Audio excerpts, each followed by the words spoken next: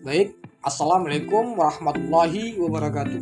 Perkenalkan, nama saya Juprianda, NIM 20160050, Prodi Teknologi Hasil Perikanan. Sebelumnya, terima kasih kepada dosen pengampu Bu Carla Amelia SPD MSc yang telah membimbing mata kuliah ini. Baik, di sini saya akan memaparkan tugas final teknologi pengolahan hasil perikanan modern.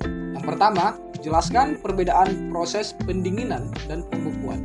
Pendinginan merupakan salah satu proses yang umum digunakan untuk mengatasi masalah pembusukan produk, misalnya ikan, baik selama penangkapan, pengangkutan maupun penyimpanan sementara sebelum diolah menjadi produk baru. Selanjutnya, pembekuan adalah salah satu cara pengawetan bahan pangan dengan cara membekukan bahan pada suhu di bawah titik beku pangan tersebut.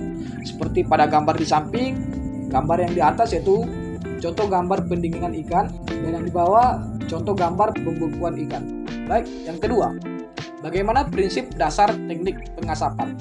Pengasapan merupakan proses mengasapi makanan dengan cara memberikan asap yang dihasilkan dari proses pembakaran bahan-bahan tertentu seperti kayu maupun serabut kelapa sehingga menghasilkan makanan yang berkadar air rendah dan menjadikan makanan tersebut lebih tahan lama. Seperti pada gambar boleh kita lihat itu contoh pengasapan. Selanjutnya, poin yang ketiga, sebutkan macam-macam pengasapan.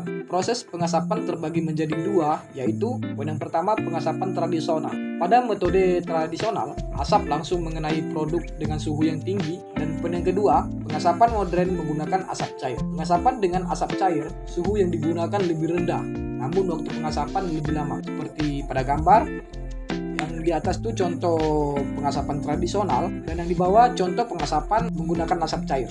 Poin yang keempat, apa tujuan teknik pengeringan? Dan jelaskan faktor yang mempengaruhi laju pengeringan. Tujuan teknik pengeringan adalah proses pengurangan kadar air pada produk pangan segar yang bertujuan untuk memperlambat kemunculan dan pertumbuhan mikroorganisme yang tidak diharapkan. Adapun faktor yang mempengaruhi laju proses pengeringan antara lain suhu, kelembapan udara, laju aliran udara, kadar air awal bahan, dan kadar air akhir bahan. Selanjutnya, apa yang dimaksud dengan teknik fermentasi? Sebutkan tujuannya. Secara sederhana, fermentasi adalah teknik pengawetan makanan secara alami. Proses ini melibatkan mikroorganisme seperti ragi dan bakteri yang mengubah karbohidrat menjadi alkohol dan asam amino organik dalam kondisi anaerobik tanpa oksigen. Adapun tujuannya, fermentasi menghasilkan produk yang lebih sederhana dan lebih mudah dicerna dari bahan asalnya. Melalui teknologi fermentasi, dapat dihasilkan perbaikan dan peningkatan nilai nutrisi bahan baku pakan lokal sehingga dapat dimanfaatkan secara optimal untuk bahan baku pakan ikan. Selanjutnya, sebutkan pemanfaatan produk dari rumput laut dan jelaskan salah satunya. Rumput laut juga mengandung asam lemak omega 3 serta antioksidan yang bermanfaat untuk kesehatan jantung. Beberapa penelitian menunjukkan bahwa kandungan gizi dalam rumput laut terlihat mampu menurunkan tekanan darah, mengurangi kolesterol jahat atau LDL dan kolesterol total, serta mencegah pembekuan darah. Adapun contoh gambar rumput laut. Baik, selanjutnya jelaskan bagaimana proses pengolahan salah satu makanan khas Aceh berdasarkan ikan yang menggunakan teknik pengolahan hasil perikanan. Baik, di sini saya memilih tuna nugget. Adapun bahan-bahannya yaitu 500 gram tuna filet, 3 buah wortel ukuran kecil, 1 jagung ukuran kecil, 1 buah bawang bombay, 2 butir telur, 4 sendok makan tepung tapioka, 3 sendok makan tepung roti, 1 sendok teh garam, 1,5 sendok teh lada bubuk, 1 sendok makan gula pasir, 1 sendok teh kaldu bubuk, 1 sendok makan minyak ikan, 5 sendok makan mayonaise, 3 siung bawang putih dihaluskan, parutan keju. Adapun balutannya yaitu kocokan telur dan tepung roti. Baik, cara pembuatan. Yang pertama, cara campur semua bahan menjadi satu kecuali bahan untuk lapisan.